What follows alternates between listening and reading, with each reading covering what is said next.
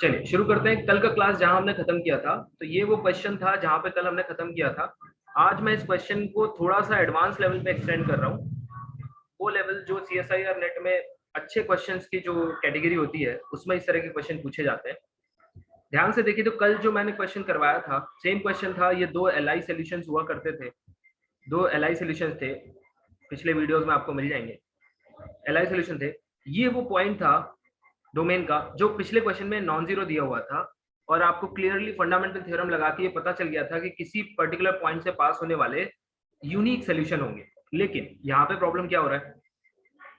Problem एक step आगे बढ़ गया है, क्योंकि यहाँ पे डोमेन में उन्होंने वो पॉइंट इंक्लूड कर दिया है जिसके लिए लीडिंग कोएफिशिएंट जीरो हो रहा है। यानी कि अब हमारी कोई भी कंडीशन सेटिस्फाई नहीं होगी, लीडिंग कोएफिशिएंट भी जीरो हो रहा है, तो यहाँ से ये भी कंटिन्यूस क्योंकि डिवाइड होके आएगा। अगर आप p इसका निकालें तो p will be x into x plus 2 upon x square and q similarly x plus 2 by x square। तो p और q कभी कंटिन्यूस नहीं होंगे at x equals to 0, define ही नहीं होंगे, कंटिन्यूस तो बहुत दूर की बात है। तो ऐसे केस में सोल्यूशन यूनिक तो नहीं होगा। सो यूनिक सोल्यूशन तो नहीं होगा, मतलब फंडामेंटल थ्योरम तो काम नहीं करेगी। Unique solution is not possible. ठीक है, ये पहला हमारा ऑब्जर्वेशन हो गया। अब इनमें से कौन सा पार्ट सही है, इसको देखने के लिए कौन से तरीके इस्तेमाल किए जाते हैं। तो या तो नो सोल्यूशन होंगे, और या फिर कोई भी सोल्यूशन नहीं होंगे, या फिर इनफाइनाइट सोल्यूशंस होंगे। तो इसको देखने के लिए क्या तरीका अडॉप्ट किया जाता है उसको बता रहा हूँ। सबसे पहले एक मैट्रिक्स बनाइए, ध्यान से सुनिए। सबसे पहले एक मैट्रिक्स बनाइए जो रॉन्स्कियन को फॉर्म करती है, मतलब y1x, y2x, y1 prime x and y2 prime x। ठीक है, ये आपने मैट्रिक्स बनाई। एक कॉलम वेक्टर हो जाएगा अल्फा बीटा। ठीक है, अब देखिए जब आप ये मैट्रिक्स A बनाएंगे आपके सॉल्यूशंस के लिए, तो क्या आएगा x into e to the power x, यहाँ पे आ जाएगा 1, यहाँ पे आएगा x into 1 e to the power x, and your b will be alpha beta. ये अल्फा बीटा कौन है? पीछे जाके देखिए, ये है वो अल्फा बीटा जिन पॉइंट से पास होने वाला सॉल्यूशन हमें चाहिए। ठीक है, अल्फा बीटा। अब देखिए यूनिक सॉल्यूशन होगा या फिर नो सॉल्यूशन होगा, इसको देखने के लिए आपको इस मैट्रिक्स को x इक्वल टू 0 पे निकालना होगा, या फिर जो पॉइंट जहां पे लीडिंग कोएफिशिएंट 0 हो रहा हो। ठीक है, फॉर एग्जांपल अगर ऐसे लिखा हुआ है into y double dash plus, तो कौन सा पॉइंट हो गया यहाँ पे? x इक्वल टू 1 वो पॉइंट हो गया। मतलब अगर डोमेन में 1 दिया हुआ है तो वो एनालिसिस जो हम लोग ये कर रहे हैं x इक्वल टू 0 के लिए, ये 1 के लिए दोहराएंगे आप। ठीक है, देखिए 0 पे क्या आएगा? ये यहाँ पे क्या आया? 0। यहाँ पे क्या आया? 0। ये क्या आ गया? 1। ये आ गया 1। What will be your matrix B? It will be alpha and beta. Now what? देखिए, construct A augmented B matrix. Augmented matrix construct करिए 0 0 1 1। ठीक है, 1 1 अल्फा एंड बीटा। अब अगर rank of A augmented B is equal to rank of A, then you will get infinite solutions। infinite क्योंकि unique तो हो नहीं सकते, और ये कंडीशन हमेशा कंसिस्टेंसी की होती है, सॉल्यूशन देती है।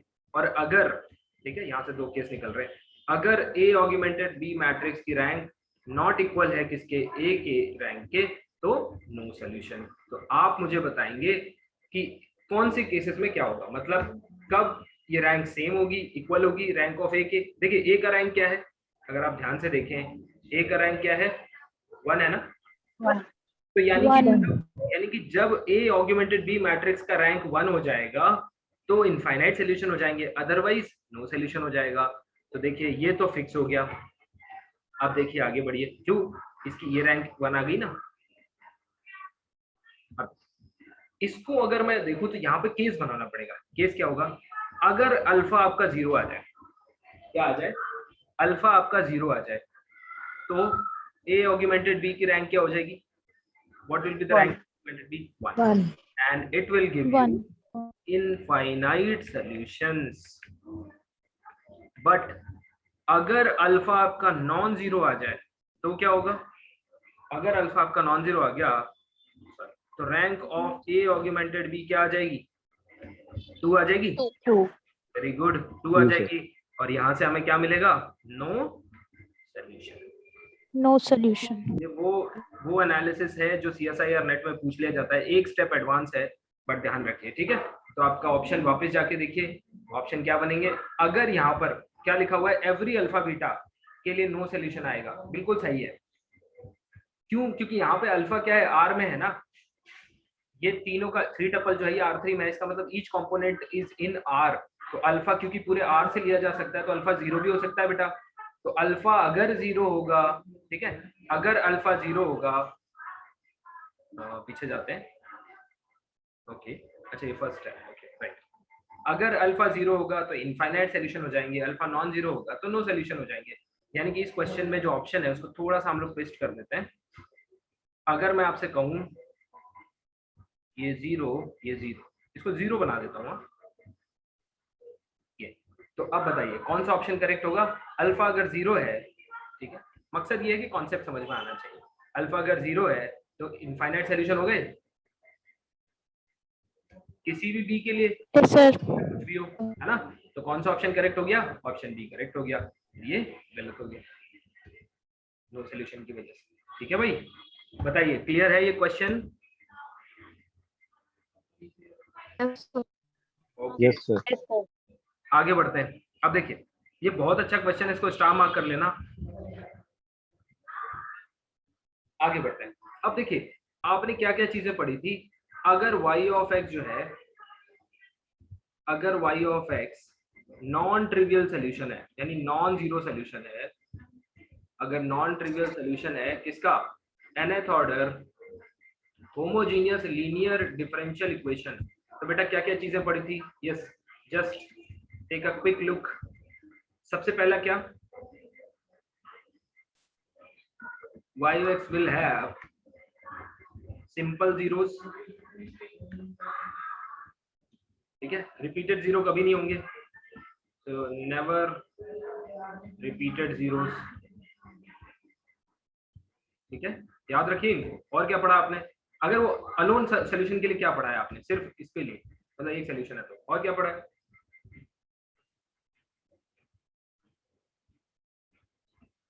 Common extrema should not never exist, have limit point. should not exist, sorry common extrema तो इसमें नहीं आएगा, वो तो अगले पॉइंट में आएगा। Set of zeros is countable, isolated, ठीक है, and without any limit, never contains any limit point, And can never have limit point. limit point। एक और पॉइंट आपने पढ़ा क्या, कि अगर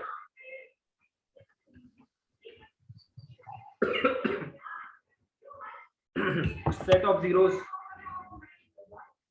कैन नेवर बी, और मैंने कहा था इस पे स्टार लगा लेना, ये इंपॉर्टेंट पॉइंट है, कैन नेवर बी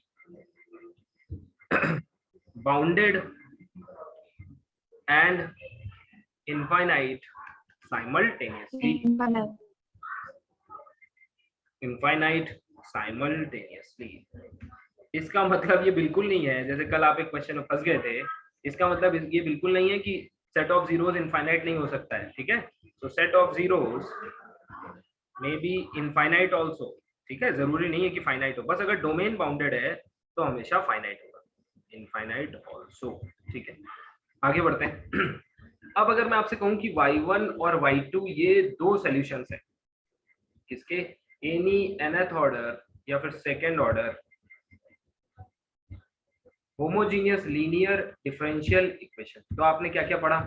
सबसे पहले पढ़ा कि कॉमन जीरो, कॉमन एक्सट्रीमा। देखिए नोट्स जब पढ़ के ऐसे बनने लगे ना आपके, तब समझिए कि आपकी तैयारी है ना। एक मैं सेपरेट वीडियो बनाऊंगा जिसपे मैं ये एक्सप्लेन करूंगा कि कैसे नोट्स बनाने चाहिए आपको, कैसे तैयारी करनी चाहिए, चाहे कोई कोचिंग के नोट्स हो वो पढ़ रहे हो या फिर कोई बुक पढ़ रहे हो। तो देखिए इसी तरह से आपको नोट्स तैयार करने चाहिए कि क्या क्या चीजें हमारे पास है, क्या क्या रिजल्ट हमारे पास है। तो common zero, common extrema should not exist, should not exist. Second point आपने क्या पढ़ा, कॉमन जीरो और कॉमन एक्सट्रीमा नहीं होने चाहिए, शुड नॉट एग्जिस्ट। और क्या पढ़ा आपने, between between two zeros, Between two zeros. of y1.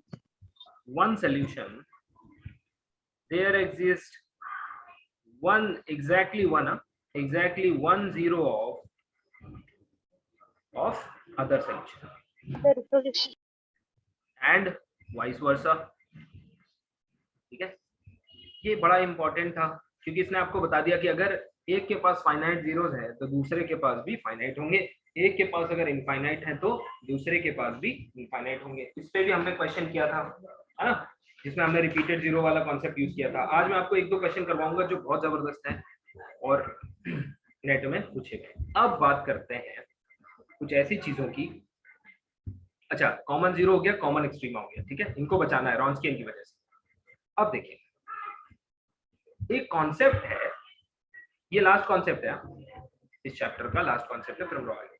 एक कॉन्सेप्ट ये है कि ऐसे second order differential equation, second order homogeneous linear differential equation where, ये 2 बार पूछा गया है CSIR नेट में और ये कभी भी आ सकता है। बहुत एडवांस लेवल पे इसके एनालिसिस है, उनके रिजल्ट आपको पता होने चाहिए। Second order linear homogeneous linear differential equation where first derivative term is missing. मतलब कैसे पहचानोगे कि ये कॉन्सेप्ट कब इस्तेमाल करना है, वो लिख रहा हूँ। फर्स्ट डेरिवेटिव, या फिर बोलूं मैं first order derivative term, first order derivative term is missing. मतलब क्या कहना चाह रहा हूं मैं, तो देखो y double dash plus some q of x into y equals to 0। अब आप ध्यान से देखिए, ये एक सेकेंड ऑर्डर डिफरेंशियल इक्वेशन है, लीनियर है, होमोजीनियस, ठीक है। क्या इसमें y डैश का टर्म है? No. Yes. No, So y sir. dash term is missing, ऐसा समझ लीजिए, ठीक है। So y dash term is missing। इस तरह की डिफरेंशियल इक्वेशन का एक खास एनालिसिस होता है जिसको आपको, जिसकी जानकारी आपको होनी चाहिए और इस पे क्वेश्चन पूछ के जाते हैं, ये इसीलिए इसको स्टार लगाया गया है। देखिए, अगर फर्स्ट ऑर्डर टर्म, जैसे अगर इस पे एग्जांपल आपको देखना है तो आप देख सकते हैं, जैसे मैंने कह दिया y double dash plus 2y equal to 0, पर वो क्या करता है, वो आपसे ऐसे नहीं पूछेगा, जैसे तो आप ऑक्सिलरी इक्वेशन करके निकाल लेंगे, वो आपसे जनरल ऐसे पूछ लेगा। यहाँ पे कोई rx लिख देगा, rx into y, sorry let us make it clear, rx into y equals to 0, और फिर rx पे कंडीशन देके आपसे पूछेगा, मैं एक क्वेश्चन भी करवाऊंगा जो आया हुआ है, और आपसे पूछेगा बताओ कि इसके पास कितने जीरो होंगे, सॉल्यूशन का नेचर कैसा होगा। एंड अब यहाँ पे तो आपका ऑक्सिलरी इक्वेशन चलेगा नहीं, है ना, यहाँ पे तो चलेगा नहीं, यहाँ तो फेल हो जाएगा। m square plus q rx equal to 0, क्या करोगे इसका जब तक rx पता नहीं है तो, ठीक है। सो इसलिए इसके एनालिसिस को याद रखना है। सो पहला पार्ट होता है when qx is less than 0 for every x in the domain. जो हमारा डोमेन ऑफ डेफिनेशन होगा, जो भी हमें दिया होगा उस डोमेन के अंदर अगर हमारा qx जो है वो नेगेटिव है, ठीक है, तो क्या होता है समझते हैं। अगर हमारा qx पॉजिटिव हो as well as 1 to infinity q of x dx, ये वैल्यू जो है हमारी फाइनाइट, यानी कि qx हमारा पॉजिटिव हो प्लस इंटीग्रेबल होना चाहिए, ठीक है। अभी के लिए इतना समझ लीजिए कि जिसका इंटीग्रल फाइनाइट होता है उसका मतलब ये होता है कि अंदर का फंक्शन इंटीग्रेबल है, ठीक है, इन रीमान सेंस। अब देखिए, अगर ये होगा of course for every x in the interval, अगर ये होगा तो कैसा एनालिसिस होगा, और ये होगा तो कैसा एनालिसिस होगा। मोस्टली क्वेश्चन इस पे पूछे जाते हैं, कभी कभी इस पे पूछे जाते हैं, पर ज्यादा क्वेश्चन इस पे पूछे जाते हैं, ठीक है। तो ध्यान से दोनों कैटेगरीज को देख लीजिए। हमने ऐसे टर्म्स को एनालिसिस करना है जिसमें y डैश का टर्म मिसिंग हो, इस तरह की डिफरेंशियल इक्वेशन है ना, जिसमें y डैश टर्म मिसिंग है, तो उसमें जो y का कोफिशिएंट होता है उसको हमने कोई फंक्शन माना है q ऑफ x, या तो वो नेगेटिव होगा तब एक ब्रांच होगी एनालिसिस की, और या फिर, ठीक है, और या फिर वो पॉजिटिव होगा और ये इंटीग्रेबल होगा, यानी कि ये कंडीशन भी सेटिस्फाई होगी, ये दी रहेगी आपको, ठीक है। तब फिर एनालिसिस कैसा होगा, तो चलिए शुरू करते हैं इस पे डिस्कशन, ठीक है। सबसे पहले हम एनालाइज करेंगे पार्ट 1, जिसमें ये दिया रहेगा कि हमारा q ऑफ x जो है सो केस 1 ये चीजें आपको बुकलेट में मिल जाएगी. So when q of x is 0 for every x, oh sorry, for every x in the given interval. ठीक है. अब देखिए क्या क्या रिजल्ट्स होंगे, कौन कौन से इंपॉर्टेंट रिजल्ट होंगे जो इसके बारे में हमें पता रखना है. अगर हमारा y का जो टर्म है वो नेगेटिव है तो याद रखिए यहाँ पे एनालिसिस किससे शुरू हो रहा है, किससे शुरू हो रहा है जब नेगेटिव है. इस बार पॉजिटिव से शुरू नहीं कर रहे हैं हम लोग, नेगेटिव से शुरू कर रहे हैं. सबसे पहला और मैं मेरे हिसाब से सबसे इंपॉर्टेंट रिजल्ट है, सबसे पहला क्या है, yx can have at most 1 0, at most 1 0. इसका मतलब ये दो ब्रांचों में बटेगा, आइदर नो जीरो और यूनिक जीरो. अगर होगा तो एक होगा, उससे ज्यादा नहीं होगा, और अगर या फिर बिल्कुल ही नहीं होगा. तो एट मोस्ट एक जीरो होता है इस तरह की डिफरेंशियल इक्वेशन के सॉल्यूशन के पास. ठीक है, ये बहुत इंपॉर्टेंट पॉइंट है, इससे मोस्टली क्वेश्चन सॉल्व होते हैं. अब देखिए प्रॉब्लम क्या है, जब किसी भी कंटीन्यूअस फंक्शन के पास, ऑफ कोर्स ये कंटीन्यूअस क्या 2 टाइम्स डिफरेंशिएबल होगा, है ना. तो इस तरह के कंटीन्यूअस फंक्शन के पास अगर एक ही जीरो है तो मोस्टली क्या होता है, हमारा फंक्शन देखिए मान लीजिए ये ऐसा फंक्शन बनाया जो एक्स एक्सिस को एक बार काट रहा है. ये रियल एनालिसिस का आपको छोटा सा सेगमेंट दिखा रहा हूं. मान लीजिए फंक्शन कुछ ऐसा है जिसने एक्स एक्सिस को एक बार काटा, जैसे इसने इंटरसेक्ट किया तो ये पॉइंट क्या बन गया, अभी इसका जीरो बन गया ना, इस फंक्शन का जीरो.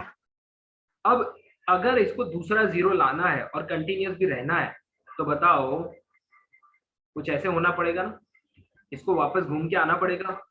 और जितने अब जिन्होंने पढ़ा है अच्छी बात है, नहीं पढ़ा है तो मैं बता देता हूँ, रोल्स थ्योरम को दिमाग में लेके आइए.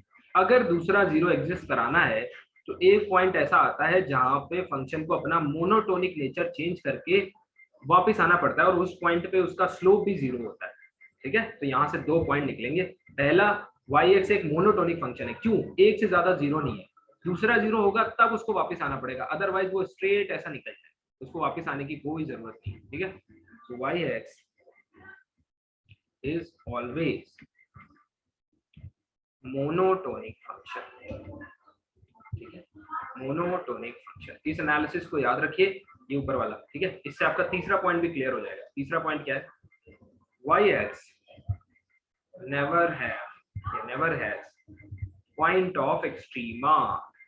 Point of extrema मतलब क्या, कोई ऐसा पॉइंट नहीं होगा, मतलब there does not exist any point x naught in R such that y prime at x naught is 0. ठीक है, इसका कहने का मतलब क्या है कि y prime at x naught is always non zero. does not लिखा हुआ है, याद रखिएगा. ठीक है, ऑलवेज नॉन जीरो. और आप समझ गए होंगे क्यों नॉन जीरो, अगर ये जीरो होगा तो इसको घूम के आना पड़ेगा, मोनोटोनिसिटी को ब्रेक करना पड़ेगा. ठीक है, non zero. That is y prime eight x is always non zero. अब देखिए नॉन जीरो है तो दो चीजें होंगी, कंटीन्यूअस फंक्शन है ना. ट्राइकोटोमी लॉ से, ट्राइकोटोमी लॉ क्या होता है, कोई नंबर या तो जीरो है या तो पॉजिटिव है या तो नेगेटिव है. अब इसमें दो ब्रांचेस निकल के आती है, क्या, या तो y dash at x positive है किसी पॉइंट पे और या फिर किसी पॉइंट पे नेगेटिव. क्योंकि पॉजिटिव या फिर पॉजिटिव होगा या तो नेगेटिव होगा, जीरो अगर नहीं है तो इनमें से दो ही पॉसिबिलिटी बचती है. कोई पूछे क्यों, तो ट्राइकोटोमी लॉ से. अब ये फंडामेंटल चीज है जो इंटरव्यूज में पूछी जा सकती है, इसलिए इसको भी याद रखना है कि ऐसा क्यों होता है. ठीक है, तो अब देखिए इसके ऊपर एक रिजल्ट है क्या, उसको भी ध्यान से देख लीजिए. अगर आपका डेरिवेटिव एक पॉइंट पे भी पॉजिटिव निकल आए, ठीक है, तो इसका साफ मतलब है कि yx मोनोटोनिकली इंक्रीजिंग है. आप भी जानते होंगे डेरिवेटिव, फर्स्ट डेरिवेटिव अगर पॉजिटिव होता है तो फंक्शन कैसा होता है, इंक्रीजिंग. ठीक है, अभी लिखवा दूंगा मोनोटोनिक. Yes sir. मोनोटोनिकली, अब जिन्होंने रियल पढ़ा है वो कर सकते हैं, नहीं पढ़ा है तो मैं अभी करवा दूंगा, साइड में लिखवा दूंगा. Monotonically increasing. And not only this, ठीक है, not only this, y prime भी आपका मोनोटोनिकली इंक्रीजिंग होता है.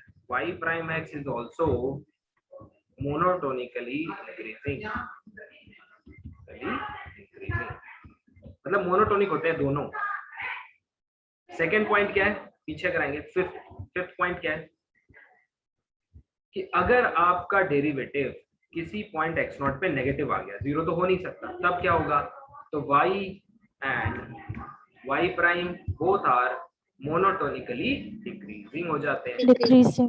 ठीक है, मोनोटोनिकली डिक्रीजिंग हो जाते हैं। अब देखिए सिक्स्थ पॉइंट पे ये थोड़ा सा, ये भी कई बार पूछ लिया जाता है, ठीक है, तो स्टार लगा लीजिए। तो ये पूछा जाता है कि इफ लिमिटिंग नेचर पूछा जाता है एक्चुअली। तो if y dash of x is positive, मतलब क्या हो गया, y डैश पॉजिटिव है, डेरिवेटिव पॉजिटिव है, मतलब y और y डैश दोनों इंक्रीजिंग है ना, y comma y dash both are monotonically increasing from result number 4 and, तो यहाँ पे Yes, sir. रिजल्ट क्लेम हो जाता है क्या, लिमिटिंग केस में, यानी limit x tends two plus infinity y of x equals to infinity as well as limit x tends to infinity y prime x equals to monotonically increasing है, obviously limiting case में वो infinity पर ही जाएंगे, ठीक है। और इसी के सिमिलर इसका काउंटर पार्ट मतलब अगर आप उल्टी तरफ जा रहे हैं, मतलब माइनस इंफिनिटी की तरफ जा रहे हैं, तो मोनोटोनिक फंक्शन है, it will also go to minus infinity and दोनों minus infinity y prime of x is also, ठीक है भाई, क्लियर। ये इंपॉर्टेंट रिजल्ट है, इसको ध्यान रखिए, ठीक है। लिमिटिंग नेचर जब पूछा जाता है तो what says limiting nature, result number 6 tells us about limiting nature 7 क्या कह रहा है, सेम अब आप भी समझ सकते हैं। अगर मैं कह दूं कि y prime x is less than 0 at some point, इसका मतलब क्या है कि y एंड y प्राइम दोनों के दोनों कैसे हैं बेटा, फटाफट बताइए। Monotonically decreasing. आपने बताया नहीं मुझे, मैंने यहाँ पे उल्टा सिंबल, सॉरी, ठीक है ना, सही तो बना हुआ है, ये सही है ना, यस, मोनोटोनिकली डिक्रीजिंग। अब बताइए ये रिजल्ट जो आपने पढ़े हैं ये सारे रिवर्स हो जाएंगे ना, तो रिवर्स होके, यस सर, है ना, रिवर्स होके क्या Yes, आएगा कि limit of x tends to infinity y of x क्या आ जाएगा, minus infinity, and limit x tends to infinity y prime x is minus infinity. ये वाला भी सिमिलर। तो ये कुछ इंपॉर्टेंट रिजल्ट्स हैं जिनको आपको याद रखना है, ठीक है। इस पे क्वेश्चन भी करेंगे, बहुत अच्छा क्वेश्चन इस पे दिया हुआ है, CSIR नेट ने पूछा हुआ है, देखते हैं कितने लोग कर पाते हैं। आराम से पॉज करके ट्राई करो। दिया हुआ है y prime plus x y equal to 0। अगर ये क्वेश्चन आपने समझ लिया, ठीक है, घर पे जाके फिर से करेंगे, समझ लिया तो आपका काम हो गया, ये कॉन्सेप्ट आपको आ गया। y क्या दिया हुआ है, y एक नॉन ट्रिवियल सोल्यूशन दिया हुआ है, तो बस आप समझ जाइए कि क्या क्या कंडीशंस होंगी, है ना, नॉन ट्रिवियल के लिए। मतलब अकेला सोल्यूशन होता है तो क्या होता है, दो होते हैं तो क्या होता है, so y is non trivial such that y at a equal to 0 and y at b equal to 0, ठीक है, y at b equals to 0, y at a equals to 0 and y at b equals to 0। then इस question पे आएंगे, ठीक है, एक concept करने के बाद वापस से आएंगे। a है, b पॉजिटिव, ये डबल स्टार लगा लीजिए, ठीक है। ऐसा क्वेश्चन था जिसको बहुत कम लोगों ने अटेम्प्ट किया था OD में। B positive, option number 2, y is monotonic on a comma 0, a is less than 0 less than b, ठीक है। बहुत अजीब सा लग रहा होगा आपको, ट्रिकी लग रहा होगा, पर मुझे ऐसा लग रहा है कि आप कर लेंगे। y prime at a is 0 and d आपको दिया हुआ है y has infinite zeros in AB, infinite zeros in AB, ठीक है। तो बताओ भाई, यस, ट्राई करो इसको, ध्यान से देखो। सबसे पहला ऑब्जर्वेशन मैंने कहा है ना, जो गिवन क्वेश्चन है उसको देखा करो, क्या क्या दिया हुआ है, क्या दिया हुआ है, ये डिफरेंशियल इक्वेशन दी हुई है, ये डोमेन दिया हुआ है, इसको कहा है कि एक नॉन ट्रिवियल सॉल्यूशन है और दो इसके जीरो दिए हुए हैं, ठीक है, अब देखना बहुत अच्छे क्वेश्चन की कैटेगरी में है ये। अब देखिए सबसे इंपॉर्टेंट बात इसमें क्या नोटिस करने वाली है, इंपॉर्टेंट नोटिस करने वाली बात ये है, यहाँ पर y डैश का जो टर्म है वो मिसिंग है, ठीक है। और आपको q क्या दिया हुआ है, जो आपको फंक्शन है वो क्या दिया हुआ है, X. X. ठीक है, सॉरी x, यस x। इस क्वेश्चन को ध्यान से, ठीक है, अभी फिलहाल के लिए मैं यही छोड़ रहा हूँ 5 मिनट के लिए। एक अगला कॉन्सेप्ट जो हमारा है उसको कर लेते हैं, सो केस 2, तब आप इसको और स्ट्रांगली कर पाएंगे।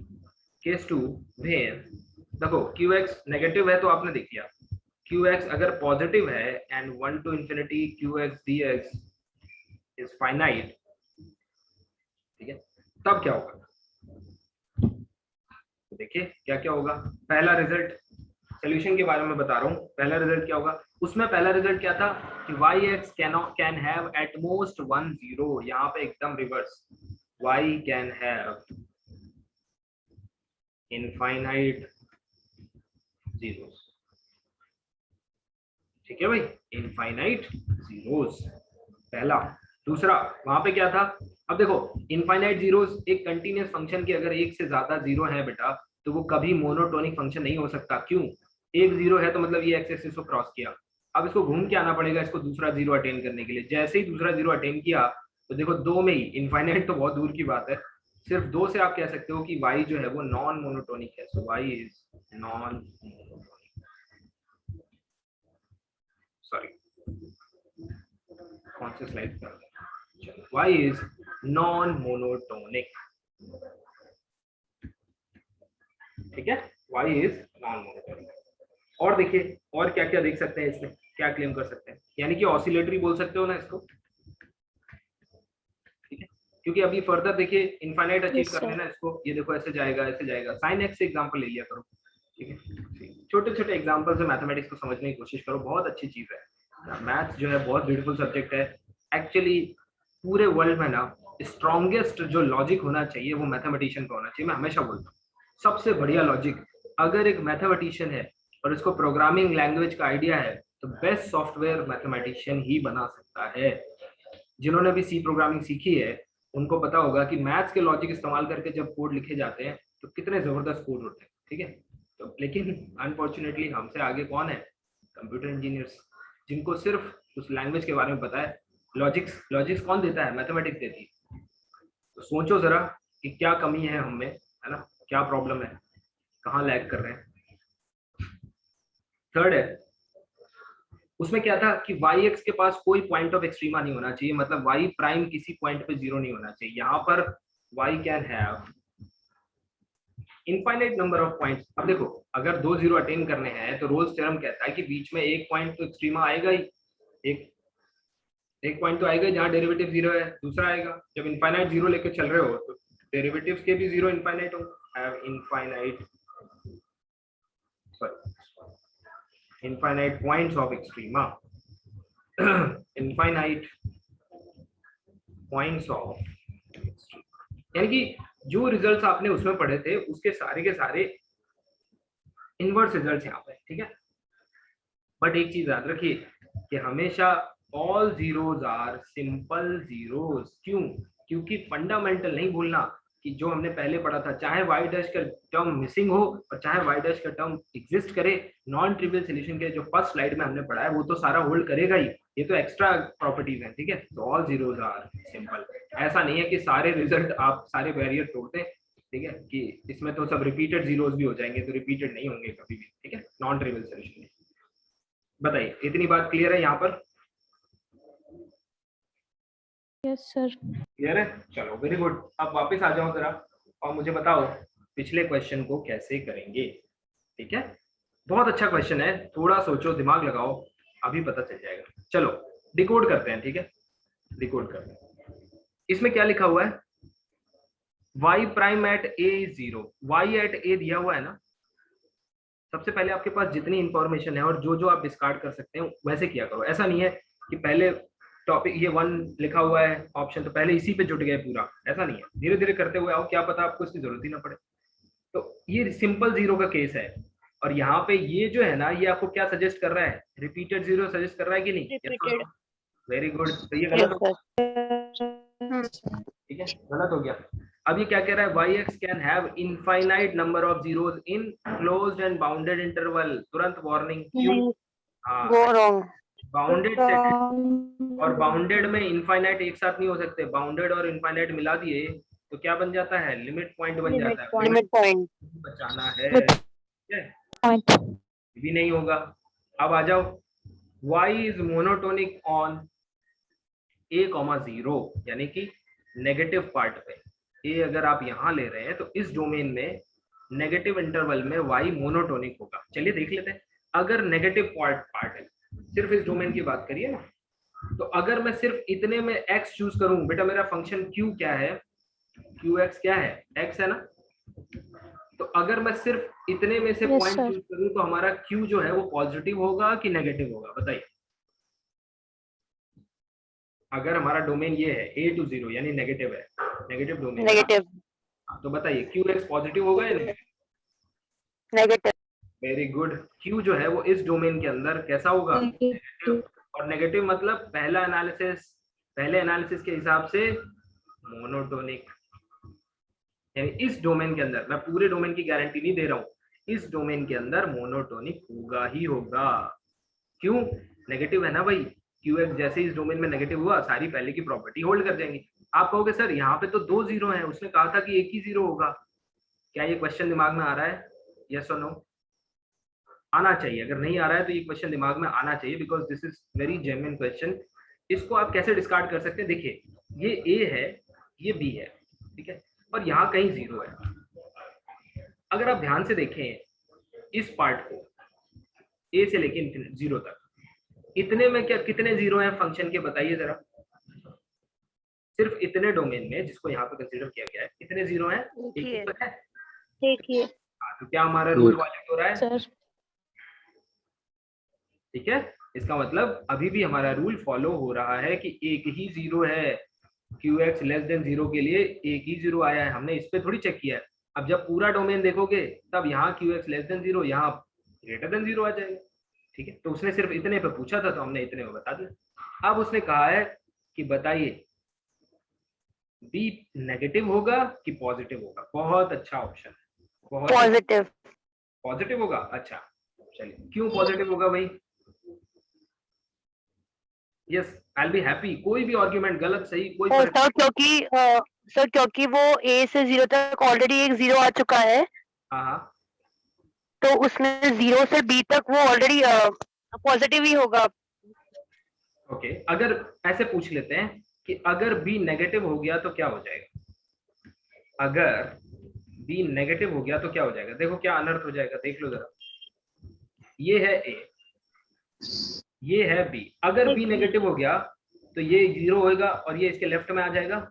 और अब आपका ए से बी पूरे डोमेन में हमारा qx क्या हो जाएगा? लेस देन जीरो हो जाएगा। और जैसे ही पूरे डोमेन में Negative. हमारा qx लेस देन जीरो होगा, प्रॉपर्टी नंबर 1, एट मोस्ट 1 0, और 2 तो आप लेके बैठे हो बेटा, समझ रहे हो?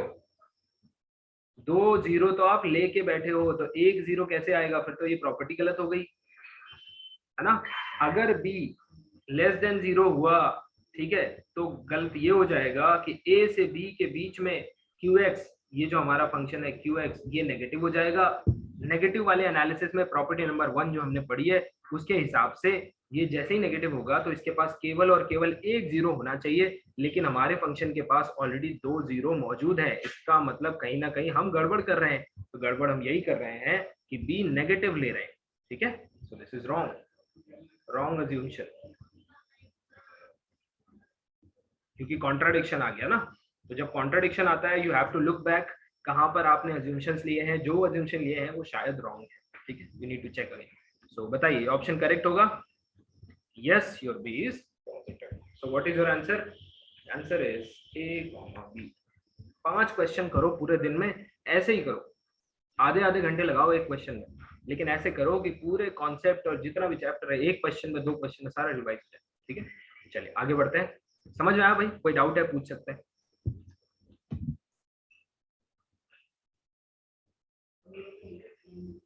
कोई डाउट है? No sir. Okay, very good. आगे बढ़ते हैं। अगला क्वेश्चन अगले क्वेश्चन पे आते हैं। ठीक है, याद रखिए कभी भी, ठीक है, जब भी आप इस तरह जैसे कोई भी कोचिंग ले रहे हैं या फिर कहीं से भी आप सपोर्ट ले रहे हैं, उसको एक सपोर्ट समझिए। घर पे जाके पूरी जिम्मेदारी सिलेक्शन की आपको लेनी है। जब आप पूरी जिम्मेदारी लेंगे तो आप उतनी मेहनत भी करेंगे। घर पे जाके जो क्वेश्चंस क्लास में डिस्कस हुए हो, टेस्ट में सही हुए गलत हुए, जो कुछ हुआ टेस्ट को दोबारा सॉल्व करिए। ये प्रक्रिया 6 महीने 1 साल तक दोहराइए। कि कोई भी टेस्ट दिया उसको जाके घर पे एनालाइज करिए, कोई भी एग्जाम दिया उसको घर पे आके एनालाइज करिए। सेट जितने भी लोगों ने दिया है, आस्क योरसेल्फ क्या आपने एनालाइज किया है? हम तो करते हैं, लेकिन हमें थोड़ी अगली बार एग्जाम देना है, आपको देना है। So you have to take your responsibility. आप इसको एनालाइज करिए, मेरी कहाँ गलतियां हो रही है, मुझे और कहाँ कहाँ ठीक करना है। आप मुझसे बात करिए कि इनको कैसे रेक्टिफाई करें, ठीक है? तो हम आपकी हेल्प करेंगे। तो पहले आप एनालाइज तो करो। चलो अगले क्वेश्चन पे आते हैं। अगला क्वेश्चन है y double dash minus r x into y. CSIR NET में पूछा गया क्वेश्चन है, x belongs to 0 to infinity, y at 0 equals to 1, y prime at 0 equals to 1, ठीक है, y prime at 0 equals to 1 and q of x, sorry, r of x is positive and monotonic function on r plus क्यों? ये domain r plus है, ठीक है। अब देखो then क्या क्या होगा ऑप्शन में, y tends to infinity, sorry, y of x tends to infinity। Option में एक फर्स्ट ऑप्शन है y of x tends to infinity as x tends to infinity, y dash of x tends to infinity as x tends to infinity। C है y of x has finitely many zeros in a to infinity। ध्यान से करना बेटा, गलत नहीं होना चाहिए, ठीक है? Take your time but be careful. y of x has, वो कहते हैं ना दुर्घटना से देर भली तो आपके लिए दुर्घटना मतलब है क्वेश्चन का गलत हो जाना। इनफाइनाइटली मैनी, तो थोड़ी सी देर लगा दीजिए, कोई फर्क नहीं पड़ता है। आपको आधे घंटे में 100 क्वेश्चन सॉल्व नहीं करने हैं, आराम से क्वेश्चंस को सॉल्व करिए। जब मैं पेपर एनालिसिस करवाऊंगा तो आपको बताऊंगा कितने क्वेश्चन करने हैं, ठीक है? चलो सोचकर ध्यान से इसको करिए, पॉज करके आराम से। यस, शुरू हो जाए।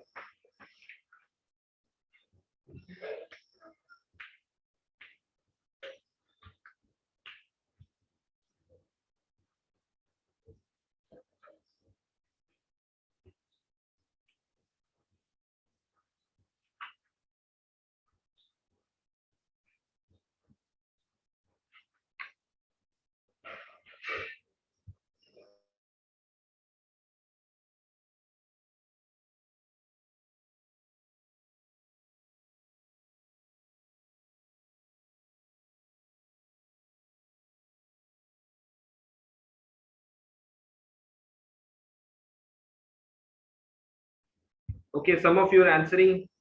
Kajol, please check it again. एक ऑप्शन आपका ठीक है और एक ठीक नहीं है।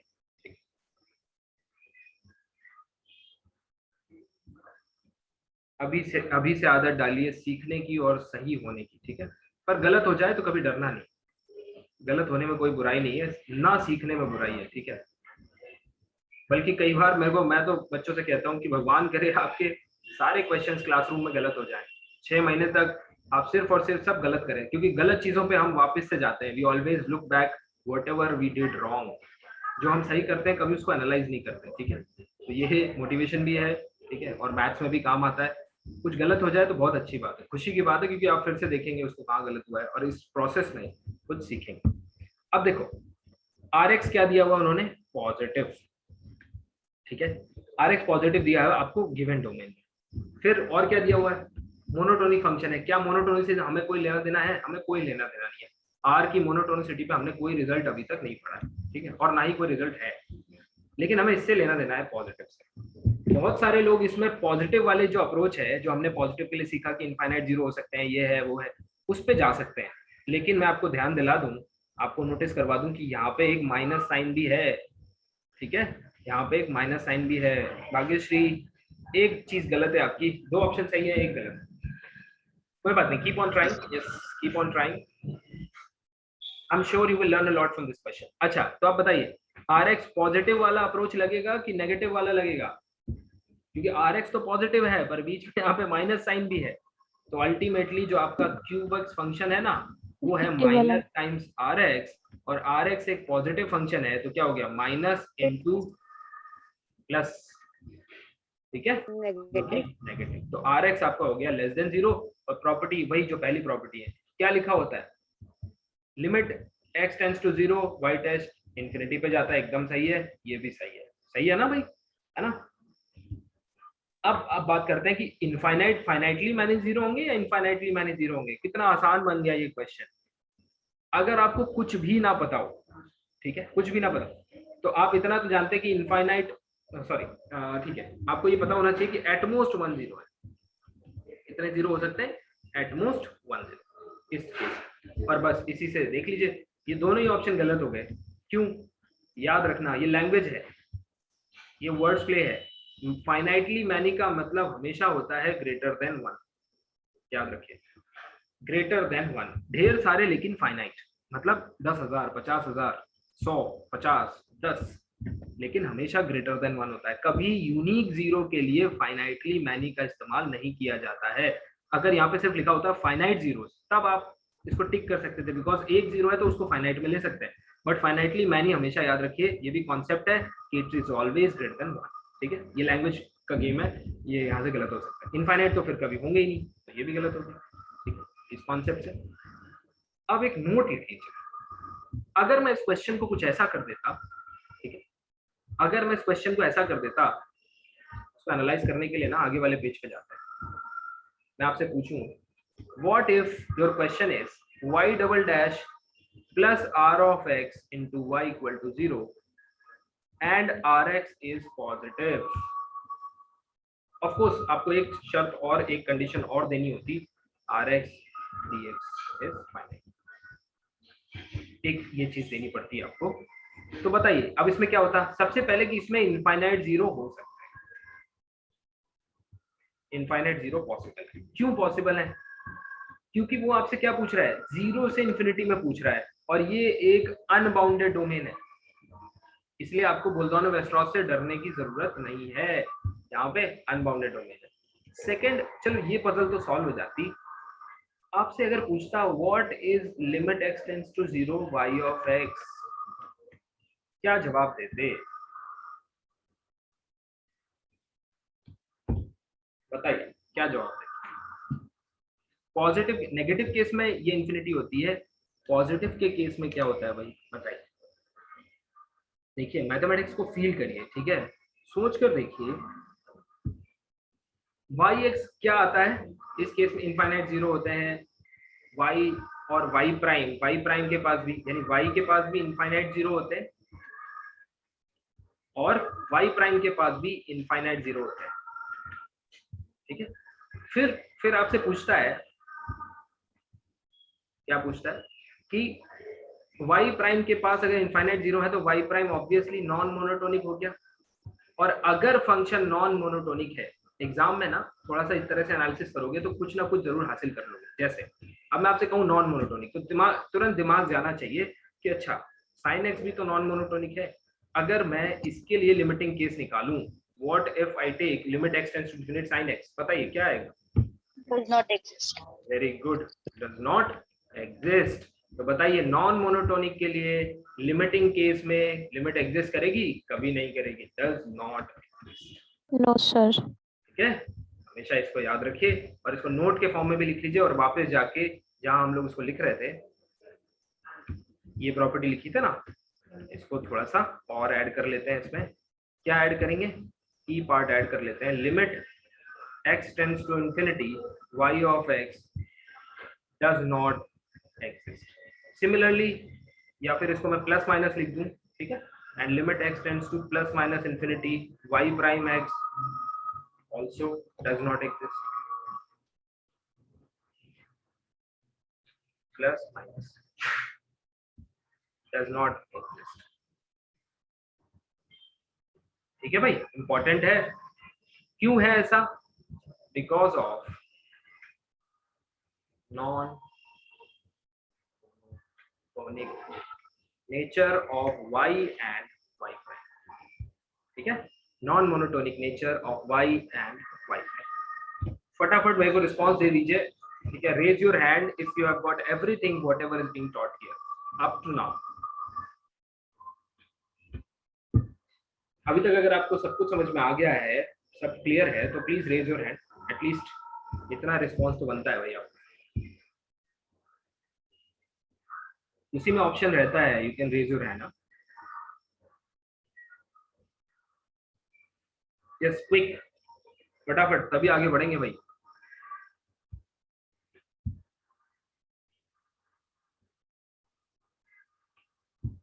दिल्ली के क्लासेस में लाखों रुपए खर्च करके भी हम पीछे बैठे रहते हैं, और पहली बार में जब हम पढ़ने जाते हैं ना अपने घरों से या फिर अपनी छोटी सी यूनिवर्सिटी से, वहां पर कुछ समझ में नहीं आता ये सब क्या चल रहा है.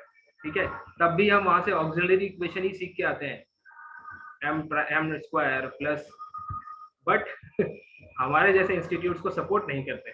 तो कहीं ना कहीं आपकी भी गलती है, कहीं ना कहीं हम जैसे लोगों की भी गलती है. ठीक है, चलिए, अब इसमें क्या लिखा था बेटा देख लेना. तो क्या लिखा था यहाँ पे, q of x is minus r of x.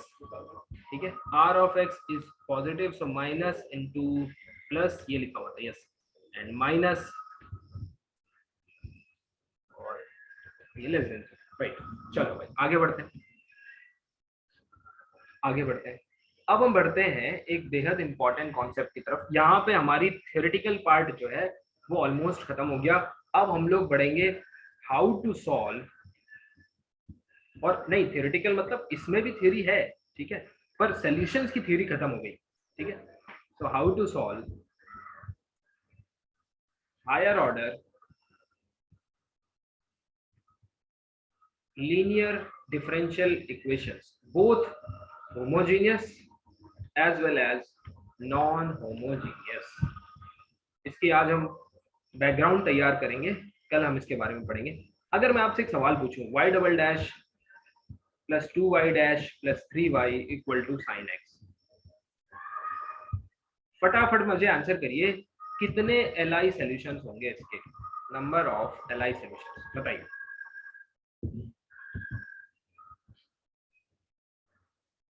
अरे 3 सर. Very good, 3. ठीक है, इतनी देर नहीं Three, लगनी sir. चाहिए. ठीक है, एग्जांपल 3 LI सॉल्यूशंस होंगे. ये तो हमने थ्योरी से समझ लिया. उन सॉल्यूशंस के पास जीरो कैसा होगा, वो मोनोटोनिक होंगे कि नहीं, डिफरेंशिएबल कैसा, क्या, वो सब हमने थ्योरी डिस्कस कर ली है. अब हमें क्या डिस्कस करना है कि इसको सॉल्व कैसे करेंगे, ये LI सॉल्यूशंस ऑब्टेन कैसे करेंगे. एक और चीज हम जानते हैं कि अगर होमोजीनियस है यानी कि इतना पार्ट, तो हर लीनियर कॉम्बिनेशन सॉल्यूशन बनता है. यानी कि इसके दो जो LI सॉल्यूशन है उनको ले आइए, y1 और y2 दो ले आइए. उसके बाद मैं जनरल सॉल्यूशन तो लिख ही दूंगा. क्या लिखूंगा? इनका लीनियर कॉम्बिनेशन. ये हमने थ्योरी में पढ़ रखा है, that every linear combination of homogeneous linear differential equation solution is again a solution. फिर यहां से ये आ जाएगा. अगर इक्वेशन नॉन होमोजेनियस भी है तो इसमें पीआई भी ऐड कर देंगे. पीआई कैसे निकाला जाता है उसके भी मेथड्स. ठीक है, अब ये सेक्शन भी हम लोग जल्दी फटाफट कवर कर लेंगे, एक क्लास में मेरे को लगता है हो जाएगा. बट इम्पॉर्टेंट कुछ और बातें हैं. ठीक है, कैसे सॉल्व करते हैं इसको. सो जनरल टेक्निक बता रहा हूँ.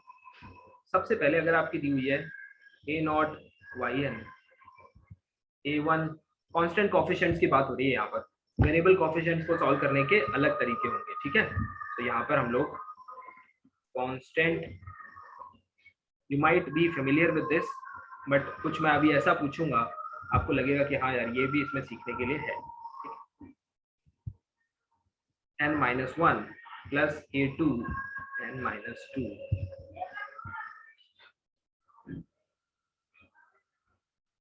Okay okay, an of y या y ऑफ x लिख सकते हैं इसको, y of x equals to let us say q of x। ठीक है, तो सबसे पहले स्टेप 1 क्या रहता है इसमें, ये आसान पार्ट है, फॉर्म करस्पॉन्डिंग होमोजीनियस इक्वेशन। अगर नॉन होमोजीनियस है तो सबसे पहले उसको होमोजीनियस में कन्वर्ट करो, होमोजीनियस इक्वेशन, यानी कि इस पार्ट को 0 कर लो। फिर स्टेप 2 क्या है भाई, स्टेप 2 क्या है, फॉर्म या फिर कंस्ट्रक्ट, आप सभी को ये आता होगा, construct auxiliary equations, auxiliary equation and find its roots। Obviously जब आप ऑक्सिलरी इक्वेशन निकालेंगे तो जितने ऑर्डर की डिफरेंशियल इक्वेशन है उतने ही ऑक्सिलरी रूट्स आते हैं। अब स्टेप 3 रूट्स पे डिपेंड करती हुई सॉल्यूशन हम लिखते हैं। तो मान लीजिए केस 1 है, अगर all roots are real and distinct तो सॉल्यूशन कैसे लिखा जाता है? Yeah, please, can somebody help me? Sir. 1 e to the power 1 e raised to power 1x Lambda 1x. e to the power lambda 2x and so on। Case 2 ये आपकी booklets में detail में दिए हुए हैं, आप अच्छे से इसकी प्रैक्टिस कर लें क्योंकि कई बार आती हुई चीजें भी गलत हो जाती हैं। अगर रूट्स रियल है, if roots are real and some of them are repeated, मतलब रियल तो है पर वो उनमें से कुछ रिपीटेड है। तो देखिए जो डिस्टिंक्ट है, ठीक है, यहाँ देख लीजिए, अगर जो डिस्टिंक्ट है c1 e to the power lambda 1x plus c2, मान लीजिए दो इसके डिस्टिंक्ट रूट्स हैं तो उनको प्रीवियस टेक्निक से लिखेंगे, प्लस जो रिपीटेड रूट्स होते हैं उनको कैसे लिखा जाता है, सपोज लैम्डा 3 इज रिपीटेड, ठीक है, तो से lambda 3 is repeated k times, मान लीजिए k टाइम्स रिपीट हो रहा है, तो k टाइम्स के लिए क्या करेंगे, c3 e to the power lambda 3x plus c4 into x e to the power lambda 3x plus x square into c5 e to the power lambda 3x and so on। कब तक, lambda k x to the power k minus, ठीक है। अब शायद आपको याद आ रहा होगा, जिनको भी याद नहीं आ रहा है कोई बात नहीं है, आप यहाँ पे देख लीजिए याद आ जाएगा, ठीक है। अब अगला केस क्या होता था, केस 3, अगर रूट कॉम्प्लेक्स है, रूट्स अगर कॉम्प्लेक्स है, रूट्स आर कॉम्प्लेक्स, मतलब alpha plus minus i beta, तो सॉल्यूशन कैसे होता है, e to the power real part of the root, ठीक है, मैं इसको क्या नाम दे दूं, z दे दूं क्या, चलो z दे देता हूं, real part of z, c1 cos of imaginary part of z into x plus c2 cos of sin of imaginary part of z x, ठीक है, दैट इज, इसको और कैसे लिख सकते हैं, e to the power alpha, sorry x missing है, alpha x c1 cos beta x plus c2 sin beta x, right. अब देखिए केस 4, लास्ट केस है, अगर रूट्स आपके क्या हो, roots are in surd form,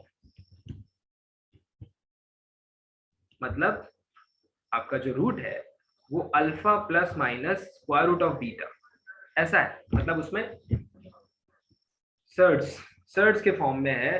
तो बताइए कैसे सॉल्यूशन निकाला जाता है, ये एक ट्रिकी पार्ट है, देखते हैं कितने लोगों को याद है, बताओ भाई, अगर सर्ड्स में आ जाए रूट तो कैसे निकाला जाता है, यस क्विक, हाइपरबोला में आ जाता है। ओके, मैंने सही लिखा है ना, सर्ड्स में ऐसे ही आता है,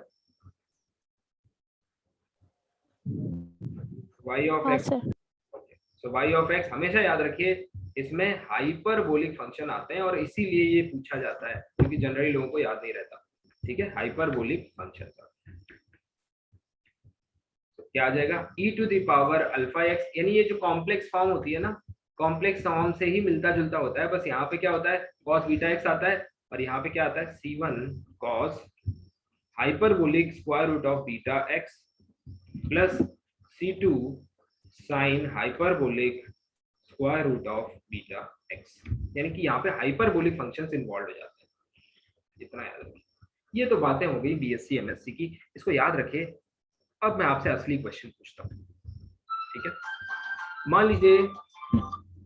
मान लीजिए एक second order y double dash plus p of x y dash plus q of x y equals to let us say rx।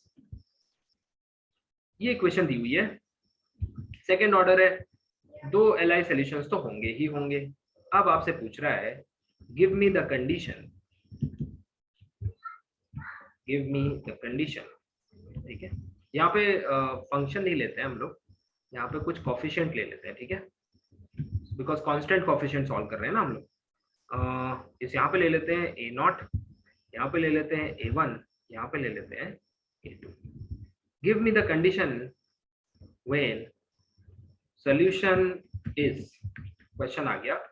Part 1 में आपसे पूछ रहा है कब सॉल्यूशन पीरियोडिक होंगे। गिव मी द कंडीशन, ठीक है, ऑन कॉन्स्टेंट्स, हाँ, a0, a1 और a2। कब पीरियोडिक होगा, कब हमारा सॉल्यूशन बाउंडेड होगा, कब हमारा नॉन पीरियोडिक होगा, कब हमारा अनबाउंडेड होगा। ये है रियल क्वेश्चंस जो आपके आजकल पूछे जा रहे हैं, ठीक है। ये तो बच्चों वाली चीजें हैं, ये सब तो आप कर ही लेते हैं, उनको भी पता है कि आप कर लेते हैं, ठीक है, इनमें कुछ खास नहीं है, पर इनकी ही मदद से हम ये सब एनालाइज करेंगे। और पूछा जाता है लिमिटिंग केस, मतलब x tends two plus minus infinity पे आपके सॉल्यूशन का क्या बिहेवियर होगा, मतलब अगर 0 होना है तो कैसे कोफिशिएंट्स होने चाहिए and vice versa. So does it sound interesting? Yes or no? कब सॉल्यूशन पीरियोडिक होंगे? Yes. कब सॉल्यूशन पीरियोडिक होंगे, कब बाउंडेड होंगे, ठीक है, कब नॉन पीरियोडिक होंगे, कब अनबाउंडेड होंगे, और लिमिटिंग केस।